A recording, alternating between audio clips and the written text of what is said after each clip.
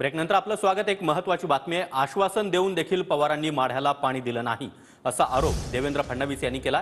देवेंद्र फडणवीस यांनी माढ्यात फलटणमध्ये बोलताना शरद पवार यांच्यावर जोरदार हल्लाबोल केला। तर रणजितसिंह नाईक निंबाळकरांनी माढ्याचं चोरीला गेलेलं पाणी परत आणलं असा दावा फडणवीसांनी केला।